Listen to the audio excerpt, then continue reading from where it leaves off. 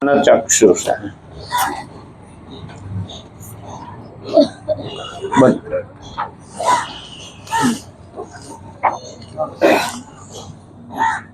આ ઘર નથી તમારું, કરશ્યો ના મારું મારું, મહેમાન છો પ્રભુના. ખરેખર આપણે અહીંયા મહેમાન જ છીએ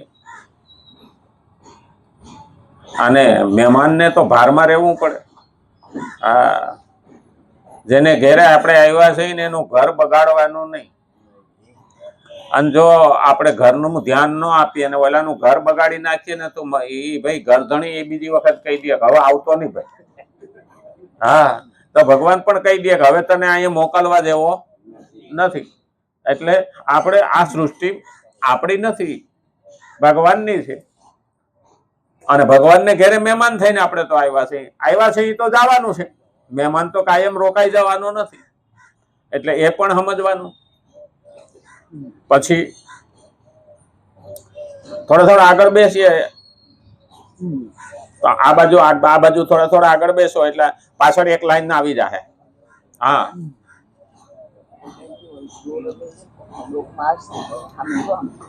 હા, એ દોરો લટકે છે, લઈ લેજો, કોઈ ડોકમાં ના આવી જાય. આ તો હવે 2 દાડા રહેવાનું. ઉત્તરાયણ. હા, એક તો ઉત્તરાયણ આવે, પછી મકર સંક્રાંતિ કહેવાય, ગામડાની તે ખીહર કહેવાય. 3 તહેવાર ભેગા થયા છે. પતંગોત્સવ એ આવે, પતંગ ઉડાડવાના. તો આ બધી આપણે વાસ્તુ જાણવી જોઈએ. હું કેમ એને ઉત્તરાયણ આવે છે? હાલો ઠીક છે, દક્ષિણાયનના સૂર્ય હતા તો ઉત્તર તરફ આવતી, આજથી સૂર્ય નમી જાય આવતીકાલથી, એટલે ઉત્તર દિશાના સૂર્ય થશે. હવે આની કોઈ બેઠા એને સાયો આવશે, આની કોઈ બેઠા એને તડકો આવશે. હા, એટલે 2 બાજુ રહેવાનું છે. ઉત્તરાયણના સૂર્ય આવે એટલે ઉત્તરાયણ. મકર સંક્રાંતિ આવે, મકર રાશિમાં પ્રવેશ કરે છે એટલે ક્રાંતિ નહીં પણ મકર સંક્રાંતિ બહુ મહત્વના શબ્દો છે, પણ એના વિશે આપણે જાણીએ કવિરાજ પાસે. બરાબર છે? હા, અરે ઓલું દોયડું નથી, હવે લેવા જવું પડશે રિલીફ રોડ ઉપર. એટલે આજ આ દોયડાથી હાંકવાનું. બરાબર? હા, એટલે એ હવે આનાથી ચલાવીએ આજનો દાડો, પછી 2 દાડા પછી લઈ આવીશું. બરાબર?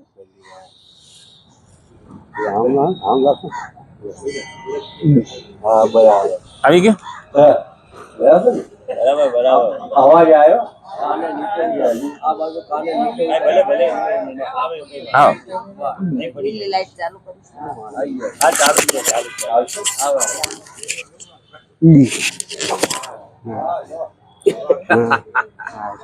શણગાર સજાવટ.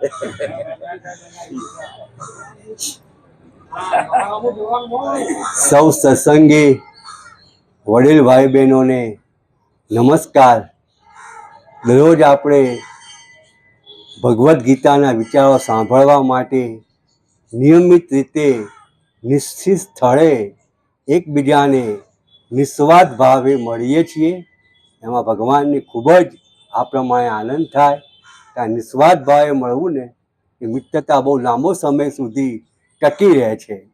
ટૂંકમાં એવું કહેવામાં આપણી ભારતીય સંસ્કૃતિ છે એ આધ્યાત્મિક સંસ્કૃતિ કહેવાય. અને ભારતીય સંસ્કૃતિ એ સહિષ્ણુ સંસ્કૃતિ પણ એને કહેવામાં આવે છે. અત્યારે આપણે વાત કરવાની છે કે કહેવામાં આવ્યું છે કે ભગવાન વિષ્ણુ છે. ભગવાન વિષ્ણુને અલંકાર પ્રિય છે. જે બ્રાહ્મણ છે એને ભોજન પ્રિય છે. સૂર્ય છે એને નમસ્કાર પ્રિય છે. અને જે બ્રાહ્મણ હોય છે એને ભોજન બહુ પ્રિય છે. આવું સુભાષિતની અંદર કહેવામાં આવ્યું છે. દહીં મધુર છે, દૂધ મધુર છે, ઘી મધુર છે, અમૃત મધુર છે. બધી જ વસ્તુઓ મધુર છે અને આનંદ આપનારી છે. જેમાં જેનું મન લાગી જાય એના માટે એ સર્વશ્રેષ્ઠ માનવામાં આવે છે.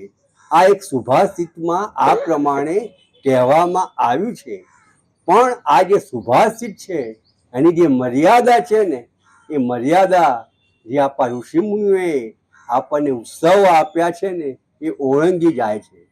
કારણ કે જે કંઈ ઉત્સવો વર્ષ દરમિયાન આવે છે એક વ્યક્તિ માટે નથી હોતા, પણ આખા સમાજ માટે હોય છે. આખો સમાજ એ ઉત્સવ આનંદભેર પોતે ઉજવી શકે છે. આ ભારતનો ઇતિહાસ જુઓ ને તો એના પાનાઓની અંદર નથી. ભારતનો ઇતિહાસ છે એના પાનાઓમાં નથી રહેલો, એના જીવતા રહેલા ઉત્સવોની અંદર રહેલો છે. હવે આ જે ઉત્સવો આવે છે એની પાસે જે કંઈ મંત્ર કહેવામાં આવ્યો છે, જે કંઈ મનન કરવાનું કહેવામાં આવ્યું છે, એ જો ઋષિમુનિઓએ આપણને જે પ્રમાણે કીધું છે એ પ્રમાણે મનન કરીએ, પઠન કરીએ તો ઉત્સવો પાછળ કયા પ્રકારની ભાવના હતી, શું હેતુ હતો, કયો જીવન સંદેશો હતો, એ આપણને ખબર પડે છે. અને આપણી બુદ્ધિ છે, આપણું જે મન છે એ કૃતજ્ઞ બુદ્ધિથી નતમસ્તક બની જાય છે. અને આપણને આપણા પૂર્વજો માટે આદર નિર્માણ થાય છે. અને શાસ્ત્ર ઉપરની જે શ્રદ્ધા છે એ વધારે પ્રબળ બને છે, વધારે દ્રઢ બને છે. કારણ કે આપણા જે પૂર્વજો હતા, એ ઋષિ મુનિઓ હતા, એ બહુ જ બુદ્ધિશાળી હતા. એ લોકોએ વિચાર કર્યો. કયા પ્રકારનો વિચાર કર્યો? કે માણસ જો એક ધારું જીવન જીવશે ને તો શું થશે? એનું જીવન યંત્રવત બની જશે. અને યાંત્રિકતાથી શું આવે? નિરસતા આવે. નિરસતાથી શું આવે? કંટાળો આવે. કંટાળોથી શું આવે? અરુચિ આવે. આ ચાર વસ્તુ યંત્રવત તમે કોઈ કામ કરો તો ભેગી થાય, એમાં કોઈ પણ પ્રકારનો ભલીવાર આ પ્રમાણે પોતે આવતો નથી. જેવી રીતે આપણા ઘેર કોઈ મહેમાન હોય, એ ક્યારેક ક્યારેક આવતો હોય ને તો આપણને આવકાર્ય લાગે છે, આપણને પ્રિય લાગે છે. એ પ્રમાણે આ જે આપણા ઉત્સવો છે ને એ 3-4 મહિને એકવાર પોતે આવતા હોય છે, ક્યારેક ક્યારેક આવે છે, એટલે આપણને આવકાર્ય પોતે લાગે છે. બીજના ચંદ્રની માફક આપણને કોઈ પણ માણસ દરરોજ આપણા ઘેર આવે તો એ ગમતું નથી. તો આ રીતે ક્યારેક ક્યારેક આવે. આપણા જે ઉત્સવો જે આવે છે, આપણા ઉત્તરાયણ આવશે, મહાશિવરાત્રિ આવશે, જન્માષ્ટમી આવશે, રક્ષાબંધન આવશે, હોળી આવશે, દિવાળી આવશે. આ બધા ઉત્સવો આવે એટલે શું થાય? માણસનું જીવન જે એક ધારું હોય છે એના છબીધરની અંદર એ પ્રકારનું ચિત્ર ચાલ્યા કરે છે. સવારે ઉઠવું, બ્રશ કરવું, ચા પીવી, નાસ્તો કરવો, નોકરીએ જવું, પાછા આવવું, જમવું અને ટીવી જોવું અને સૂઈ જવું. આ એક ધારું એનું પોતે આ પ્રમાણે જીવન પોતે રહેતું હોય છે. તો આ જીવનની અંદરથી એને થોડી ઘણી મુક્તિ મળે છે. આ ઋષિમુનિએ આપણને ઉત્સવો આપ્યા એટલે આપણું જે દુઃખ હોય, આપણી જે સંતાપ હોય, આપણું જે વ્યથા હોય, આપણા જે ટેન્શન હોય, એ થોડી વાર માટે એ દિવસ પૂરતા સમી જાય છે. અને માણસનું જે મન છે એ ઘડીભર આકાશની અંદર મુક્ત મને આ રીતે વિહરી શકે છે. માણસને ખૂબ જ આ પ્રમાણે આનંદ ઉત્સવ આવતા થતો હોય છે. પણ જે ઉત્સવ આપણે ઉજવીએ છીએ એમાં શ્રેય ભાગ પણ છે અને પ્રેય ભાગ પણ છે. પ્રેય ભાગ એટલે શું? કે કોઈ પણ ઉત્સવની અંદર આનંદ અને ઉલ્લાસ તો રહેલો હોય છે. આ પહેલી વસ્તુ. બીજી વાત, શ્રેય. શ્રેયનો મતલબ શું થાય? એ જે ઉત્સવો છે એ આપણને જીવનનું દર્શન કરાવે છે. એ ઉત્સવ જીવન ઉપયોગી કયા માર્ગદર્શક સંદેશાઓ આપે છે એનું ભાન કરાવે છે. ટૂંકમાં ઉત્સવોની અંદર શ્રેય અને પ્રેય એ બંને વાતોને આપણે સમજવી પડશે. તે પ્રમાણે ઉત્સવ એટલે શું? ઉદ્ધર્વ જન્મ કરાવે તેનું નામ ઉત્સવ કહેવામાં આવે છે. ભાવ શૂન્ય અંતઃકરણથી જો ઉત્સવો ઉજવવામાં આવે ને તો એનો કોઈ પણ પ્રકારનો અર્થ સરતો નથી. એટલે ઉત્સવો કેવા બની જાય છે? યાંત્રિક બની જાય છે. પરિણામે માણસની અંદર જડત્વ આવે છે. કોઈ પણ પ્રકારનો આનંદ એનામાં નિર્માણ થતો નથી. સાથે સાથે સમય, શક્તિ અને સંપત્તિનો વ્યય થાય છે. આ ક્યારે થાય? કે ભાવ શૂન્ય અંતઃકરણથી ઉત્સવો ઉજવવામાં આવે તો આટલા પ્રકારની પોતે વાતો થાય છે. અને ત્યાર પછી ઉત્સવો છે ને એ ઉત્કૃષ્ટ માર્ગદર્શક છે, જેને ગાઈડ કહેવામાં આવે છે.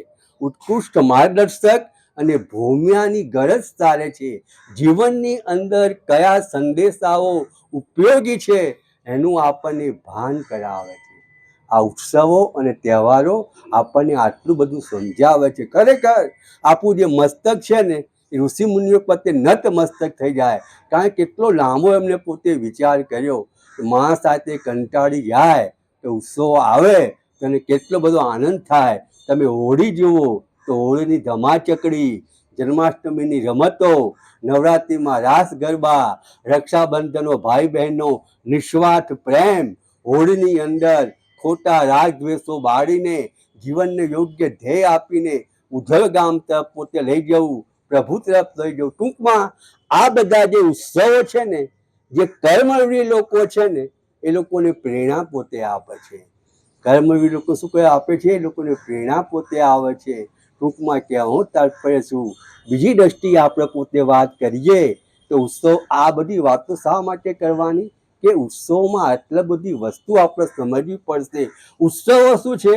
ઐક્યના સાધક છે. ઐક્યના સાધક એટલે શું? કે સમાજમાં એકતા આવે છે, પ્રસન્નતાના પ્રેરક છે, પ્રેમના પોષક છે, ભાવના સંવર્ધક છે અને ધર્મના સંરક્ષક છે. આપણો જે ભાવ છે એ આપણો ભાવ પોતે વધારે છે.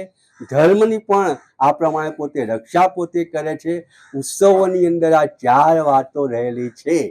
એ ઐક્યના સાધક છે, પ્રસન્નતાના પ્રેરક છે, પછી ભાવના સંવર્ધક છે અને ધર્મના સંરક્ષક પોતે છે. ટૂંકમાં આપણે મુખ્ય વાત કરીએ, બહુ લાંબી વાત નથી કરતા. આવતીકાલે ઉત્તરાયણનો ઉત્સવ છે તો આપણે એને શું કહીએ છીએ? મકર સંક્રાંતિ કહીએ છીએ. મકર સંક્રાંતિ શા માટે કહીએ છીએ? કે સૂર્ય મકર રાશિમાં પ્રવેશ કરે છે, તેથી એને મકર સંક્રાંતિ કહેવામાં આવે છે. તદ ઉપરાંત એનું બીજું કારણ શું છે? સૂર્ય પોતાના પરિભ્રમણની દિશા બદલે છે, એ સહેજ ઉત્તર તરફ ખસતો દેખાય છે, એટલે આપણે ઉત્તરાયણ કહીએ છીએ. આપણને અર્થ ખબર હોવી જોઈએ. આપણા જે ઋષિ મુનિઓ હતા એ લોકોની વૈદિક પ્રાર્થના હતી, અસત્યોમાં સતગમય, તમસોમાં જ્યોતિ ગમય, મૃત્યુમાં અમૃતમ ગમય. હે પ્રભુ, તુમને અસત્યમાંથી સત્ય તરફ લઈ જા, અંધકારમાંથી પ્રકાશ તરફ લઈ જા અને મૃત્યુમાંથી અમર તત્વ તરફ લઈ જાય. આ જે વૈદિક ઋષિઓની પ્રાર્થના છે ને, એ ઉત્તરાયણની અંદર આપણને જાણવા મળે છે. તમસો માં જ્યોતિ ગમય એટલે કે પ્રકાશનો અંધકાર ઉપર વિજય. જે કર્મયોગી સૂર્ય છે, ઉત્તરાયણના દિવસથી શું કરે છે? પોતાનો પ્રમાદ, પોતાની આળસ એ પોતે ખંખેરી નાખે છે અને આ દિવસથી અંધારું ધીમે ધીમે ઘટતું જાય છે. આ મુખ્ય વસ્તુ. પહેલી વસ્તુ શું? અંધારું ધીમે ધીમે ઘટતું જાય છે. આ દિવસે જે દેવો હોય છે એ પણ ઊંઘમાંથી પોતે જાગે છે અને હિન્દુ લોકો પોતાના શુભ પ્રસંગો, લગ્ન, એ બધું આ બધું ત્યાર પછી ચાલુ થઈ જાય છે. આ ત્રણ વસ્તુ. ચોથી વસ્તુ શું? કે આપણું હિન્દુ શાસ્ત્ર છે, હિન્દુ લોકો પોતાનું મૃત્યુ ઉત્તરાયણ પછી આવે એવી ઝંખના પોતે રાખતા હોય છે. અને આનું જ્વલંત અને ઉત્કૃષ્ટ ઉદાહરણ તમારે જોવું હોય તો ભીષ્મ પિતામહ છે. ભીષ્મ પિતામહ એ પોતાનું મૃત્યુ ઉત્તરાયણ સુધી પોતે રોકી રાખી પોતે હતું, કારણ કે એમને ઈચ્છા વરદાન હતું. ગીતા પણ આ વાતને સાંકેતિક રીતે પોતે સમજાવે છે. કેવી રીતે સમજાવે છે? કે બે પ્રકારની ગતિ છે, અગ્નિ, જ્યોતિ અને પ્રકાશથી જે યુક્ત ગતિ હોય છે એને શુકલ ગતિ કહેવામાં આવે છે. ધુમાડો અને અંધકાર હોય છે એને કૃષ્ણ ગતિ કહેવામાં આવે છે. અગ્નિ, જ્યોતિ અને પ્રકાશથી યુક્ત ગતિ શુકલ ગતિ, ધુમાડો અને અંધકાર એ કૃષ્ણ ગતિ.